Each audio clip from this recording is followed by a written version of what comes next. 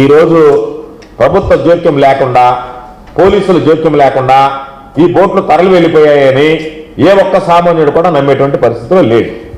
కాబట్టి అటువంటి పరిస్థితుల్లో దీని వెనక సూత్రధారైనటువంటి ఎవరైతే ఉన్నారో తప్పు తేల్చకుండా, తప్పు కేవలం మత్స్యకారుల వల్ల జరిగిందన్నట్టుగా తప్పు తేల్చిన తర్వాత పాపం ఆ మత్స్యకార గ్రామాలు చుచ్చిపెట్టి, మత్స్యకార కుటుంబాలు చుచ్చిపెట్టి, పేద కుటుంబాలకు జరిమానా వేసి వాళ్ళు అంత నీతిగా నిజాయితీగా మత్స్యకారులకు సంబంధించినటువంటి ఆ వర్గం వ్యవహరిస్తుంటే మత్స్యకార సామాజిక వర్గం, ప్రభుత్వం మీరు ఎందుకు వాళ్ళకి అనుగుణంగా ఆలోచన చేయకుండా నిమ్మక నీరెత్తినట్టుగా చేస్తే మావాడేలే, మత్స్యకారులకు ద్రోహం చేస్తే ఏమవుతుంది, మమ్మల్ని మేము కాపాడుకోవడం ముఖ్యం, మాకు రాజకీయాలు ముఖ్యం, మాకు మావాడు ముఖ్యం, మాకు మత్స్యకారులు అవసరంలే, మాకు మత్స్యకారులు ముఖ్యంలే అన్నట్టుగా మాట్లాడినట్టుగా ఈరోజు ఈ కూటమి ప్రభుత్వం చేస్తున్నటువంటి వ్యవహారం. చంద్రబాబు నాయుడు గారు కానీ, లోకేష్ గారు కానీ స్పష్టంగా చెప్పాం. జగన్మోహన్ రెడ్డి గారు వచ్చినప్పుడు చెప్పాం, మేము చెప్పాం. లోకేష్ ఏ రోజైతే సాగర్ డిఫెన్స్కి సంబంధించి దోవల మీదకి వచ్చాడో ఆ రోజే ఈ బోట్లకు సంబంధించి దొంగతనంగా తరలించేదానికి ఏర్పాట్లు మొదలయ్యాయి. అందులో భాగంగా పోలీసులు జోక్యం చేసుకున్నారు. వీళ్ళందరూ కలిసి మభ్యపెట్టారు. ఆ తోటయ్య అనేటువంటి వ్యక్తి కాపు ఎవరైతే ఉన్నారో స్పష్టంగా అందరి ముందు ఏప్రిల్ 6వ తేదీ పాకాల్లో జరిగినటువంటి మత్స్యకారుల సమావేశంలో స్పష్టంగా చెప్పాడు. వాళ్ళిద్దరు ఫోన్ చేశారు, మాట్లాడారు, 10 లక్షల రూపాయలు డబ్బులు ఇచ్చారు, అక్కడ మినీ బైపాస్ రోడ్ దగ్గర మాకు చేర్చారు. కాబట్టి ఇవన్నీ జరిగాయి. కాబట్టి ఆ తప్పులో మేము భాగస్వామ్యమే, మేము కూడా చేశామని చెప్పి వాళ్ళందరి ముందు మాట్లాడడం జరిగింది. అటువంటిది ఆ మత్స్యకారుల దగ్గర ఆ రోజు ఏదో కొంత పెనాల్టీ వేశారు. పాపం అంత కట్టలేము, కుయ్యోమర్రా అన్నారు వాళ్ళు. దాన్ని అర్ధాంతరంగా వాయిదా వేశారు. ఎందుకంటే సాయంకాలం ప్రారంభమై తెల్లవారులు జరిగింది. దాని మీద వాయిదా వేసుకోవడం వల్ల నిన్న 124 గ్రామాలకు సంబంధించినటువంటి వ్యక్తులు చాకిచెరలో కలిశారు. దాని మీద ఒక ముగింపు పలికారు. సంతోషం. పాపం వాళ్ళలో ఉన్నటువంటి సాంప్రదాయ ప్రకారం జరిమానా వేశారు, అంతవరకు సరిపోయింది. ఈరోజు అందరం అడిగేది, మీరు అందరు కలిసి మత్స్యకారులను బలి చేసి వాళ్ళకి సంబంధించి జరిమానా వేసి తప్పు వాళ్ళు నిర్ధారించిన తర్వాత ఆ తప్పు చేసినటువంటి వ్యక్తులు ఈ ప్రభుత్వం పట్టించుకుంటుందా లేదా? బేదా రవిచంద్ర ఎమ్మెల్సీ కాబట్టి, బేదా మస్తానరావు గారు రాజ్యసభ మెంబర్ కాబట్టి, వీళ్ళిద్దరు తెలుగుదేశం పార్టీకి చెందినటువంటి వ్యక్తులు కాబట్టి మత్స్యకారులను బలి చేసినా పర్వాలా, మత్స్యకారులకు అన్యాయం జరిగినా పర్వాలా, మత్స్యకారులకు ద్రోహం జరిగినా పర్వాలా, మత్స్యకారుల ఆత్మస్థైర్యం దెబ్బతిన్నా పర్వాలా, వాళ్ళ మనోవేదన గురైనా పర్వాలా, వాళ్ళ ఆత్మాభిమానం దెబ్బతిన్నా పర్వాలా, ఏది జరిగినా పర్వాలేదు, కానీ మమ్మల్ని మా పార్టీ వాళ్ళని మేము రక్షించుకున్నాం అన్నట్టుగా మీరు వ్యవహరిస్తున్నారా? మీ వ్యవహార శైలి ఏ విధంగా ఉంది? కాబట్టి మత్స్యకారులను మార్గదర్శకంగా తీసుకునైనా సరే ఈ ప్రభుత్వం చర్యలు తీసుకుంటుందా లేదా అనేటువంటిది ప్రధానంగా మేము ప్రశ్నించేటువంటి అంశం. అదేవిధంగా చూసాం, విలేకరుల సమావేశం పెట్టాడు శ్రీరామనవమి రోజు బేదా మస్తానరావు గారు. ఆ రోజు ఏం చెప్పాడు? నేను వాళ్ళతో మాట్లాడలేదు, ఎటువంటి ఆధారాలు లేవు, నేను వాళ్ళతో మాట్లాడినట్టుగా రుజువు చేయండి, నేను వాళ్ళతో మాట్లాడితే శ్రీరాముడి మీద సాక్షి కూడా చేశాడు ఆయన, నేను వాళ్ళకి డబ్బులు ఇవ్వలే, వాళ్ళతో మాట్లాడలే, ఈ విడుదలకు నాకు సంబంధం లేదు అని అన్నాడు. మేము మొన్న జగన్ గారు వచ్చినప్పుడు కాల్ డేటా చూపించాం, సాక్షి పత్రికలో కూడా కాల్ డేటాకు సంబంధించినటువంటి అంశాలు వచ్చాయి. మీరు మాట్లాడడం లేదంటే ఆ రోజు ఏం చెప్పారు?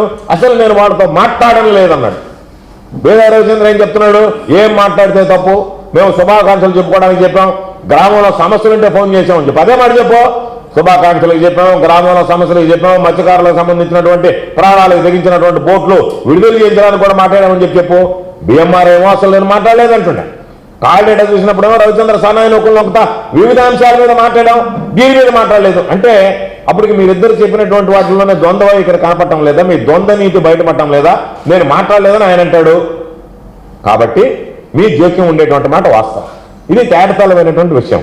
కాబట్టి మీరు మత్స్యకారులను బలిపశువులు చేస్తూ ఈరోజు వాళ్ళకి సంబంధించినటువంటి ఇబ్బందులు పెడుతూ వాళ్లే దోషులంతగా చిత్రీకరిస్తూ మీరు పెద్ద మనుషులుగా మాట్లాడుకుంటూ ఎవరైతే పాపం మిమ్మల్ని నమ్మి మీరు వెనకున్నారన్నటువంటి అండతో ఏమీ జరగదులేనటువంటి భావంతో పాపం సహకరించారు వాళ్ళు దాంట్లో సూత్రధారులు కాదు. వాళ్ళు మెడ్రాస్లో ఉండే బోట్లతో మాట్లాడా, మీ దగ్గర ఉన్నటువంటి కాల్ రికార్డు ప్రకారం మీరు మాట్లాడి ఉండాలి. వాళ్ళు కేవలం మీరున్నారు కాబట్టి మీరు ఇచ్చినటువంటి అండ మీరు పాపం ప్రలోభం పెడితే ఏదో ఆశపడి వాళ్ళు దానికి పాల్పడితే ఈరోజు పాపం వాళ్ళ కుటుంబం ఎన్ని రకాలైనటువంటి ఇబ్బందులు పడ్డారు పాపం. మా కుటుంబాలు మత్స్యకారుల మధ్య చిచ్చు పెడతారా? మత్స్యకారులను బలిపశువులు చేస్తారా? నేరం అంతా మత్స్యకారుల మీద వేస్తారా? నేరం జరిగిందని చెప్పి మత్స్యకారులు నిర్ధారించి అయ్యా దీనికి కారకుడు ఆయన అంటే మనం అనుకుందాం. మత్స్యకారులకు పాపం అంత శక్తి స్థాయి ఉందా? దొంగతనంగా పూట తరలిస్తారా? మత్స్యకార సామాజిక వర్గం ఎప్పుడైనా పనులు చేస్తుందా? నీతిగా నిజాయితీగా నిలబడేటువంటి వాళ్ళని ఈరోజు మీరు రకరకాలుగా చేస్తా ఈరోజు మీరు ఏం చేస్తున్నారు? మేమేం తప్పు చేశాం? మత్స్యకారులకు అండగా నిలిచాం, అంతే కదా. మీరేం చేయాలనుకుంటున్నారు? దాన్ని రాజకీయంగా మాట్లాడి మరొక రకంగా తీసుకెళ్లి ఆ ఇష్యూని డైల్యూట్ చేసేటువంటి ప్రయత్నం చేస్తున్నారు. మేము మీ ఇంట్లో పడం, మీలాగా ప్రయత్నించాం. మేము మీరు చేసినటువంటి మత్స్యకారులకు మీరు చేసినటువంటి ద్రోహాన్ని ఎండగడతాం, ప్రశ్నిస్తూనే ఉంటాం తప్ప మేము దాన్ని రాజకీయం చేయం. మీరు రాజకీయం చేయదలుచుకున్నారు. మీ పార్టీ ఆఫీసులో కొంతమంది మత్స్యకారులను తీసుకొచ్చి తెలుగుదేశం పార్టీ సానుభూతి అయినటువంటి మత్స్యకారులని వాళ్ళ దగ్గర రకరకాలైనటువంటివన్నీ అడిగారు. ఏం చేసింది వైఎస్ఆర్ కాంగ్రెస్ పార్టీ మాకు అని చెప్పి అడిగారు. వైఎస్ఆర్ కాంగ్రెస్ పార్టీ ఏం చేసింది అనేటువంటిది మత్స్యకారులకు తెలుసు. తెలుగుదేశం పార్టీ సానుభూతి పరుల చేత మీరు అడిగిస్తే అడిగేది కాదు. మత్స్యకారులకు మేము ఏం చేసామనేటువంటిది చంద్రబాబు నాయుడు గారు ఉన్నప్పుడు 4,000 ఇచ్చాడు వేట నిషేధ సమయంలో. జగన్మోహన్ రెడ్డి గారు 10,000 రూపాయలు ఇచ్చాడు, 5 సంవత్సరాలు ఇచ్చాడు. జగన్మోహన్ రెడ్డి గారిని చూసి చంద్రబాబు నాయుడు పూలను చూసి రక్కవాతలు పెట్టుకున్నట్టుగా నేను 10,000ని 20,000కి పెంచుతానన్నాడు. 2024 సంవత్సరంలో ఇచ్చాడు 20,000. ఎగ్గొట్టలేదా పాపం 20,000 మత్స్యకారులకి? వేట నిషేధ సమయంలో పస్తులు ఉండలేదా మత్స్యకారు కుటుంబాలు? ఆ రోజు మత్స్యకారు కుటుంబాలు మీరు పట్టించుకున్నారా? ఎందుకు మీరు ఆ రోజు మత్స్యకారు కుటుంబాలను పట్టించుకోలేదు? ఎందుకు వాళ్ళకి సంబంధించినటువంటి బకాయిలు ఇవ్వలేదు? ఈ రోజుకైనా మీకు బుద్ధి తెచ్చుకుని అయ్యా 2024 సంవత్సరంలో వేట నిషేధ సమయంలో ఏదైతే జరిగిందో దానికి సంబంధించి మేము ఆ రోజు ఎన్నికల కోడ్ ఉంది, ఎన్నికల కోడ్ అయిపోయిన మనం ఇస్తానో ఇవ్వలేదు. మీరు ఇవ్వకుండా ఎక్కొట్టారు.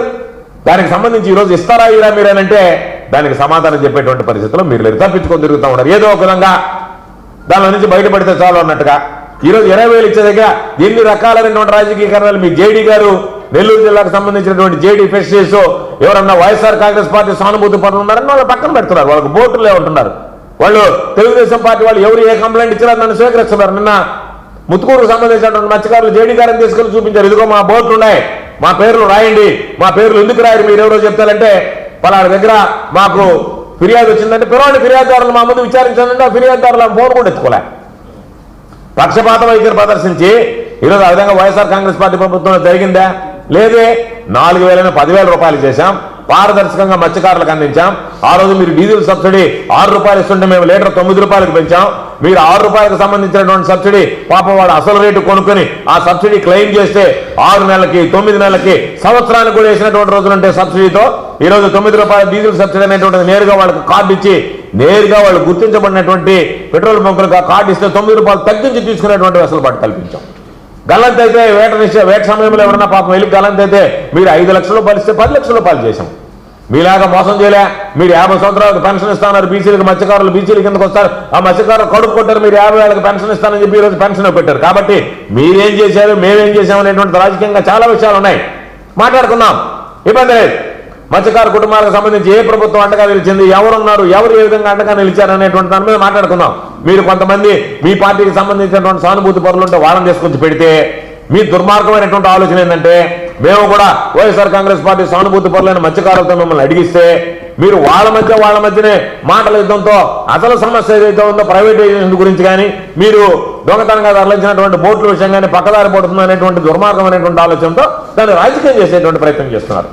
మీరు చూస్తున్నది time line Telugu digital network. సమాజం కోసం సరికొత్త ఆలోచన.